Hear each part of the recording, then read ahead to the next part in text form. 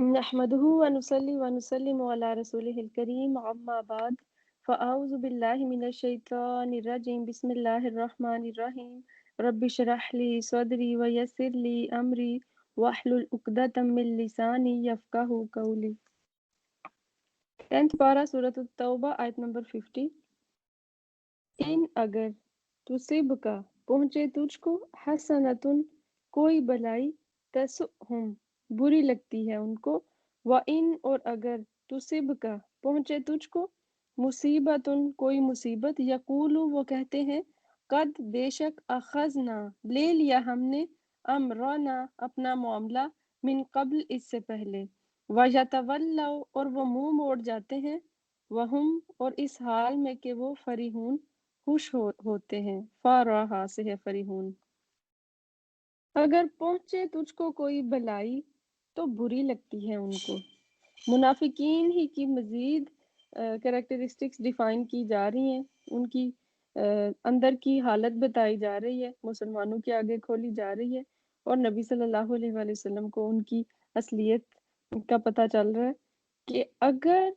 آپ کو کوئی تکلیف پہنچے حسنت اگر آپ کو کوئی بلائی پہنچے حسنہ یعنی کوئی اچھی چیز فار ایگزامپل آپ کو مال غنیمت حاصل ہو جائے یا پھر آپ کو جنگ میں فتح نصیب ہو جائے آپ کو عزت ملے تو یہ چیز تسؤہم ان کو بری لگتی ہے ان کے اوپر بہت گراں گزرتی ہے یہ بات کہ نبی صلی اللہ علیہ وآلہ وسلم اور ان کے فالوورز کامیاب ہو گئے جنگ میں اور ان کو مال غنیمت بھی ملا اور ان کی عزت افزائی بھی ہوئی وَإِن تصب کا مصیبہ اور اگر پہنچے تجھ کو کوئی مصیبت ہر بار تو جنگ جیتنا ممکن نہیں کبھی ایک پارٹی غالب آ جاتی ہے کبھی دوسری تو اگر آپ کو کسی دفعہ شکست کا سامنا کرنا پڑے تو پھر یہ لوگ بہت خوش ہوتے ہیں اور پھر کیا کہتے ہیں یہاں سے مصیبت سے مراد کوئی کسی قسم کی بھی ناکامی یا تکلیف یا فائنینشیل کوئی مسئلہ ہونا یا فزیکلی یا ویسے سوشلی اگر کسی کو ہیوملیٹ کیا جائے یا کسی پر کوئی بھی کسی قسم کی مصیبت آ جائے تو اس سے اس پہ یہ ڈیفائن آئے گی اس پر یہ صادر ہوگا مصیبہ کا ورڈ وَإِن تُصِبْكَ مصیبہ اور اگر پہنچے تجھ کو کوئی مصیبت یقولو وہ کہتے ہیں قد بے شک اخذنا امرنا لے لیا ہم نے اپنا معاملہ من قبل اس سے پہلے یعنی اگر مسلمان شہید ہو جائیں جنگ میں تو کہتے ہیں شکر ہے کہ ہم نہیں گئے ہم بھی جاتے تو آج اپنی زندگیوں سے ہاتھ دھو بیٹھتے ہم نے تو پہلے ہی اپنے لیے اچھا معاملہ کر لیا کہ ہم گئے ہی نہیں ہم نے شرکت ہی نہیں کی کسی بھی غزوہ یا جنگ میں تو اس لیے ہم نے اپنے آپ کو بچا لیا وَيَتَوَلَّوْا اور وہ منہ موڑ جاتے ہیں وَهُمْ فَرِحُونَ اس حال میں کہ وہ خوش ہوتے ہیں یعنی جہاد سے پیچھے رہنا ان کے لیے ایک بڑی ہی کمفرٹیبل بات ہے ایک عزت کی بات ہے ایک کیا کہہ لیں کہ ان کو ریلیف ملتا ہے اس چیز سے وہ خوش ہوتے ہیں کہ شکر ہے کہ ہماری جان چھوٹ گئی اور ہم غزوہ میں یا جنگ میں شریک نہ ہوئے اور اس طرح ہماری جان بچ گئی قل کہہ دیجئے لن یصیبنا ہرگز نہ پہنچے گا ہم کو کوئی تکلیف کوئی مصیبت الا مگر ما جو کچھ کتبا لکھ دیا اللہ نے لنا ہمارے لیے تو آپ کہہ دیجئے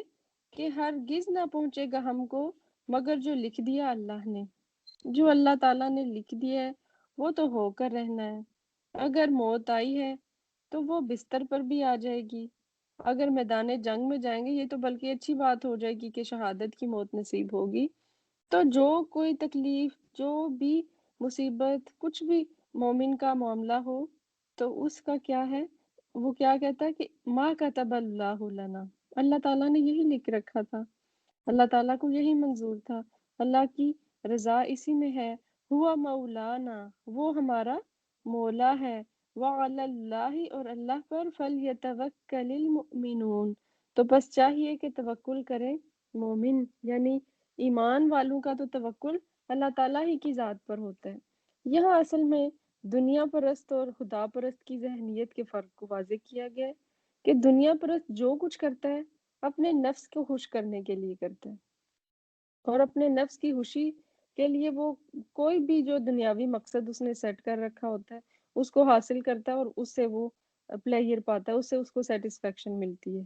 تو یہ مقاصد اسے حاصل ہو جائیں تو وہ بہت خوش ہو جاتا ہے، اور اگر اس کو یہ مقاصد اس کے پورے نہ ہو سکیں، جو اس کی وشز ہیں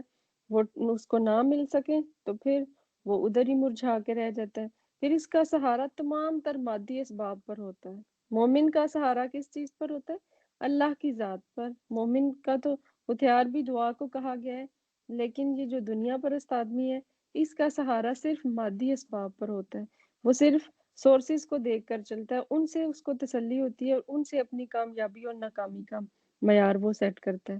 تو وہ اگر سازگار ہوں تو اس کا دل بھی بڑھنے لگتا ہے، یعنی اگر سب کچھ اچھا ہے تو بہت اچھی بات ہے، بہت خوش ہے وہ، اور اگر ناسازگار حالات پیش آ جائیں تو اس کی ہمت ٹوٹ کے رہ جاتی ہے۔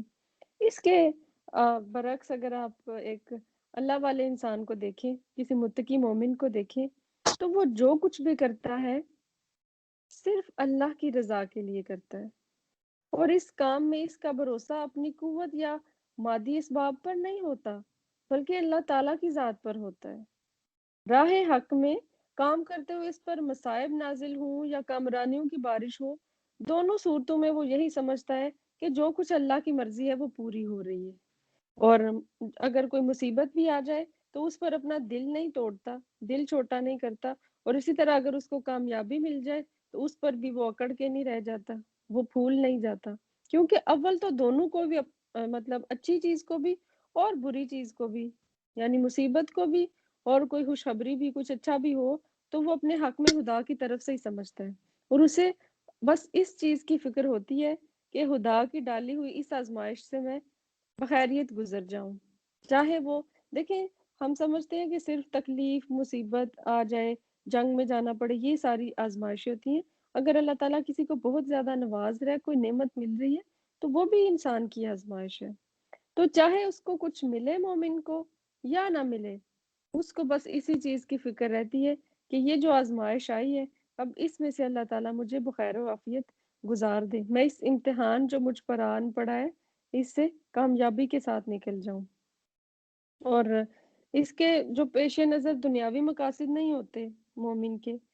کیونکہ اس کی نظر اللہ تعالیٰ کی ذات پر ہوتی ہے، نہ تو دنیا کے اسباب دیکھ کر وہ ان پر ہی ریجھ جاتا ہے، اور نہ ہی اگر اس میں کوئی کمی ہو جائے تو وہ دل چھوٹا کر کے بیٹھ جاتا ہے، یعنی جس کی نظر اللہ تعالیٰ کی ذات پر ہوتی ہے وہ ایسی چیزوں سے اوپر اٹھ جاتا ہے، اس کے سامنے صرف اللہ تعالیٰ کی رضا اس کی زندگی کا مقصد ہوتا ہے، اور اسی مقصد کے حصول کے لیے وہ ساری زندگی لگا دیتا ہے۔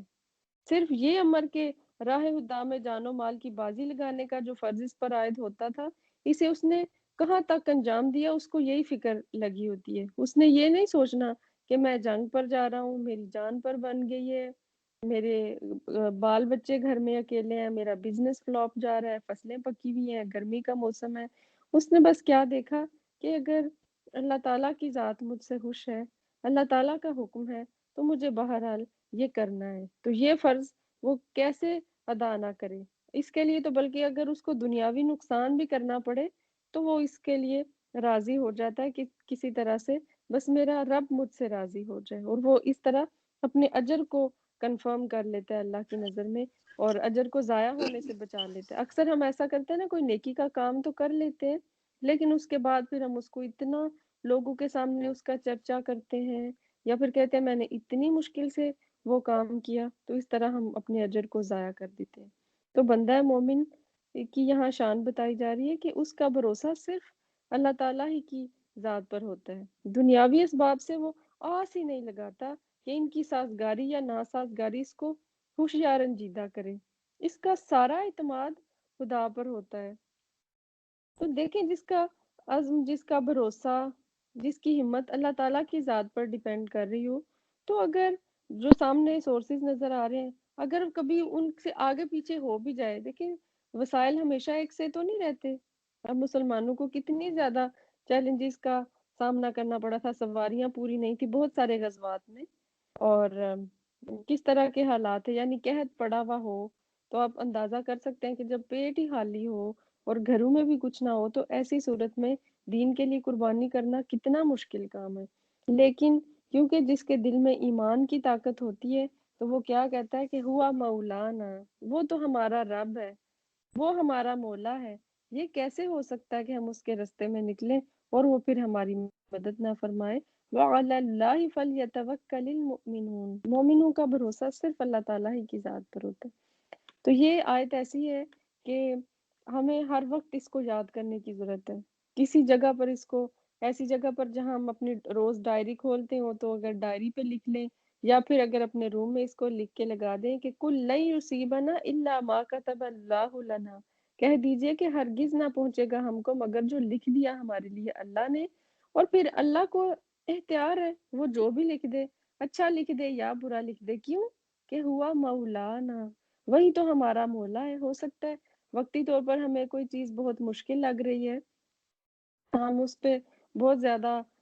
دل چھوٹا کر کے بیٹھ گئے ہیں، لیکن اللہ کی نظر میں وہی ہمارے لیے بہترین ہو۔ وَعَلَى اللَّهِ فَلْيَتَوَكَّلِ الْمُؤْمِنُونَ، تو حالات کیسے بھی کیوں نہ ہوں، جنگ کا موقع ہو تو مومن یہ نہیں دیکھتا کہ اسباب کیا ہیں، گرمی کتنی ہے، قحط پڑا ہوا ہے، وہ یہ دیکھتا ہے کہ میں کس کے لیے نکل رہا ہوں، اس کا بھروسہ صرف اللہ تعالیٰ ہی کی ذات پر ہے۔ تو فَلْيَتَوَكَّلْ، بس چاہیے کہ توکل کریں۔ یہ ایک امپورٹنٹ پارٹ ہے ایمان کا کہ مومن کو بھروسہ صرف اللہ تعالیٰ ہی کی ذات پر رکھنا ہے، وہ اپنے زور بازو پر یا اپنی افرادی قوت پر یا اپنے ٹینک اور میزائل کی بیس پر نہیں کبھی بھی جنگ جیتتا، وہ اللہ تعالیٰ ہی کی مدد سے جنگ جیتتا ہے، اور یہ پیچھے ہم کتنی دفعہ پڑھ چکے ہیں۔ تو وَعَلَى اللَّهِ فَلْيَتَوَكَّلِ الْمُؤْمِنُونَ، مومنین کو چاہیے کہ صرف اللہ تعالیٰ ہی کی ذات پر بھروسہ کریں۔ تو جب اللہ کی ذات پر بھروسہ کریں گے تو اللہ تعالیٰ انشاءاللہ ہمارا جو بھروسہ ہے اس کو ٹوٹنے نہیں دیں گے۔ تو یہ آیت مسلمانوں کے کو ایک طرح سے تسلی دینے کے لیے اتاری گئی کہ اگر ان کے تو منافقین کے حالات کیا بتائے گئے کہ اگر تمہیں کوئی بھلائی پہنچے تو انہیں بری لگتی ہے، اور اگر آپ کو کوئی مصیبت آئے تو اس پر وہ خوش ہوتے ہیں، کہتے ہیں شکر ہے کہ ہم اس سے پیچھے رہ گئے، ہم بھی اگر ان کے ساتھ آج میدان جنگ میں ہوتے تو ہمیں بھی ان تکلیفوں کا سامنا کرنا پڑتا۔ تو مومن کا یقین کیا ہونا چاہیے کہ کل لن یصیبنا الا ما کتب اللہ لنا، جو کچھ ہونا ہے وہ تو ہو کر ہی رہنا ہے، جو اللہ تعالیٰ نے لکھ دیا ہے وہ لکھ دیا ہے، ہوا مولانا، اور اس نے جو کچھ بھی لکھا ہے وہ ہمارا رب ہے، تو اس کے ہر فیصلے کو ہم نے کھلے دل سے فراخ دلی کے ساتھ قبول کرنا ہے۔ وعلی اللہ فلیتوکل المؤمنون، تو مومنین کو صرف اللہ تعالیٰ ہی کی ذات پر بھروسہ کرنا چاہیے۔ قل کہہ دیجئے، حل نہیں، تربصون، تم انتظار کرتے، بنا ہمارے بارے میں، الا مگر احدی الحسنیین، ایک کا دو بھلائیوں میں سے، حسنیین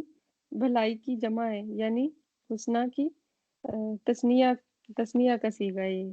وَنَحْنُ، اور ہم، نتربص، انتظار کر رہے ہیں، بکم تمہارے بارے میں، ان یصیبکم اللہ، کہ پہنچائے تم کو اللہ، بعذاب، کوئی عذاب، من عندہ ہی اپنے پاس سے، او بایدینا، یا ہمارے ہاتھوں سے، فتربصوا، تو پس انتظار کرو، انا بے شک ہم، معکم تمہارے ساتھ، متربصون انتظار کرنے والوں میں سے ہیں۔ تو کہہ دیجئے نہیں تم انتظار کرتے ہمارے بارے میں مگر ایک دو بلائیوں میں سے ایک کا۔ منافقین نے کیا کیا کہ وہ یہ جو کشمکش تھی نا رومیوں کے درمیان اور مسلمانوں کے درمیان جو جنگ تھی، تو وہ دور بیٹھے یہ دیکھنا چاہتے تھے کہ اس کشمکش کا انجام کیا ہوتا ہے، رسول اور اصحاب رسول صلی اللہ علیہ وآلہ وسلم فتح یاب ہو کر آتے ہیں یا رومیوں کی فوجی طاقت سے ٹکرا کر یہ پاش پاش ہو جاتے ہیں۔ تو اس کا جواب انہیں یہ دیا گیا کہ جن دو نتیجوں میں سے ایک کے ظہور کا تمہیں انتظار ہے، اہل ایمان کے لیے تو وہ دونوں ہی سراسر بھلائی ہیں، وہ اگر کامیاب ہوں تو اس کا بھلائی ہونا تو ظاہر ہے، obvious سی بات ہے کہ گئے تھے لڑنے کے لیے، کامیاب ہو کر لوٹے، لیکن اگر اپنے مقصد کی راہ میں جانے بھی چلی گئیں تو وہ بھی تو ایک آنر کی بات ہے، بلکہ وہ تو اور بھی زیادہ اچھی بات ہوگی۔ اگر کامیاب ہو گئے جنگ میں تو ویل اینڈ گڈ، پرفیکٹ ہو گیا، لیکن اگر اللہ تعالیٰ نے جان بھی لے لی تو وہ تو پھر شہادت ہو گئی۔ تو ان سے کہا جا رہا ہے کہ تم جس چیز کا انتظار کر رہے ہو تو وہ تو مسلمان کے لیے تو وہ دونوں ہی چیزیں آنر کی بات ہے، اس لیے کہ مومن کی کامیابی اور ناکامی کا معیار یہ نہیں ہے کہ اس نے کوئی ملک فتح کیا یا نہیں، یا کوئی حکومت قائم کر دی یا نہیں، بلکہ اس کا معیار یہ ہے کہ اس نے اپنے خدا کے کلمے کو بلند کرنے کے لیے اپنے دل و دماغ اور جسم و جان کی ساری قوتیں لڑا دی۔ تو یہ دیکھنا ہے اس نے یہ نہیں دیکھنا کہ مجھے حاصل کیا ہوا، اس نے یہ دیکھنا ہے کہ میں کس اللہ کے لیے کیا کام کر رہا تھا، میری ایفرٹ کیا تھی۔ تو یہ کام اگر اس نے کر دیا تو در حقیقت وہ کامیاب ہے، ہاں دنیا کے اعتبار سے وہ کامیاب ہو یا نہ ہو، یعنی اگر وہ جنگ جیت جائے تو بھی اچھا، لیکن اگر نہ بھی جیتے، وہ حدیث میں آتا ہے نا کہ جب کوئی مجاہد جاتا ہے میدان جنگ میں تو اللہ تعالیٰ دو طرح سے اس کی مدد کرتا ہے۔ ایک مدد کس طرح سے کہ اس کو کامیاب کر دیتا ہے، ٹھیک جیسے غزوہ بدر میں ہوا، اور دوسرا طریقہ کیا ہے کہ اگر وہ کامیاب نہیں ہوتا، اس کی جان بھی چلی جاتی ہے تو بھی فائدہ ہی فائدہ ہے۔ مومن کے لیے تو ہر معاملے میں خیر ہی خیر ہے، وہ جیسے ایک اور حدیث میں بھی آتا ہے نا کہ مومن کے لیے تو ہر معاملے میں خیر ہی خیر ہے، کہ اگر اسے کوئی بھلائی ملتی ہے، کوئی اچھی چیز ہوتی ہے، اس پر وہ اللہ کا شکر ادا کرتا ہے تو اس شکر کے بدلے میں بھی اس کو اجر ملتا ہے، اور اگر اسے کوئی تکلیف مصیبت اور آزمائش آتی ہے تو اس پر وہ صبر کرتا ہے تو بھی اس کے لیے اجر ہے، اور یہ معاملہ سوائے مومن کے اور کسی کے لیے نہیں۔ تو یہ لوگ تو ایک بھلائی کا انتظار کر رہے ہیں، وہ دیکھتے ہیں، وہ یہ دیکھنا چاہ رہے ہیں کہ اب پتہ چلے گا مومنوں کو کہ یہ رومیوں کے ساتھ لڑنے چلے ہیں تو کیا انجام ہوتا ہے ان کا، وہ انتظار کر رہے ہیں کہ اب دیکھیں کہ ان کی ڈیڈ باڈیز وہاں سے واپس آتی ہیں یا یہ کامیاب ہو کر واپس آتے ہیں۔ تو ان سے کہا جا رہا ہے کہ تم تو اس چیز کا انتظار کر رہے ہو، وَنَحْنُ نَتَرَبَّصُ بِكُمْ، تو ایک انتظار تمہیں اور دوسرا انتظار ہمیں بھی ہے۔ ہمیں کون سا انتظار ہے؟ أَن يُصِيبَكُمُ اللَّهُ، کہ اللہ تمہیں آسمانی عذاب میں مبتلا کر دے، تمہارے لیے کوئی ایسا عذاب نازل کرے، یا پھر بعذاب من عنده او بأیدینا، یا تو وہ آسمانی عذاب یعنی اللہ تعالیٰ خود تمہیں ہلاک کر دے، تمہیں مطلب سزا دے اس چیز کی، کفر کی، اور اگر دوسرا طریقہ ہے وہ یہ بھی ہو سکتا ہے کہ اللہ تعالیٰ ہمارے ہاتھوں کے ذریعے بأیدینا، ید سے نکلا ہوا نا، ید کہتے ہیں ایک ہاتھ کو،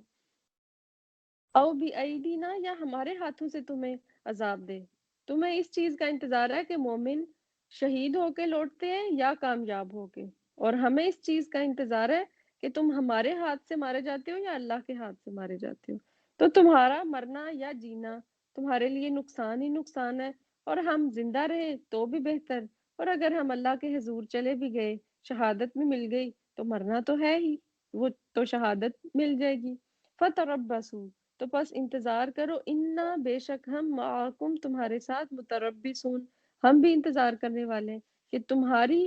سزا کی باری کب آتی ہے اور ہمارے ساتھ کیا ہوتا ہے، ہمیں کامیابی ملتی ہے یا ناکامی ملتی ہے۔ تو یہاں ان آیات میں ایک طرف کفار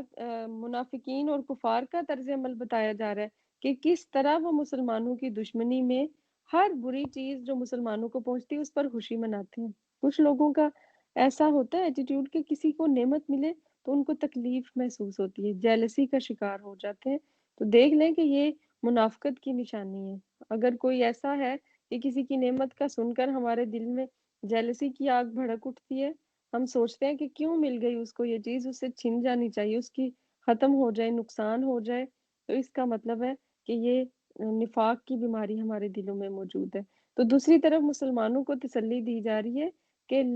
آپ کہہ دیجئے لن یصیبنا الا ما کتب اللہ لنا، جو تکلیف بھی پہنچی، جو کچھ بھی ہوا، تو وہ اللہ تعالیٰ نے پہلے سے لکھ رکھا تھا، تو اس کو تو قبول کرنا ہے۔ مومن نے جب اپنے آپ کو اللہ کی مرضی کے سونپ دیا، خود کو سپرد کر دیا، تو پھر پیچھے تو کوئی بات باقی نہ بچی، پھر جو بھی اللہ تعالیٰ فیصلہ کرے وہ یہ سمجھ کر کہ اللہ نے میرے لیے یہی لکھا تھا تو اس کو قبول کر لیتا ہے۔ وہ کہتا ہے قدر اللہ ما شاء فعل، اللہ تعالیٰ نے یہ مقدر کیا تھا جو اس نے چاہا کیا۔ وعلی اللہ فلیتوکل المؤمنون، تو وہ یہ نہیں سوچتے کہ ہمارے ساتھ ہوگا کیا، وہ بس اللہ پر بھروسہ کرتے ہیں۔ مومن جو ہے وہ اپنے فیوچر کا سوچ سوچ کر یا اپنے پاسٹ کو سوچ کر کڑتا نہیں ہے، وہ آنے والے ٹائم پر بھی اللہ کے لیے، اللہ کی طرف ہی مطلب امید لگا کے بیٹھے رہتے ہیں، اور جو ہو چکا وہ بھی سب اللہ کے سپرد۔ تو یہ مومن کا ایک رویہ بتایا جا رہا ہے کہ کس قدر وہ اللہ تعالیٰ پر توکل کرنے والا ہوتا ہے۔ وآخر دعوانا ان الحمد للہ رب العالمین۔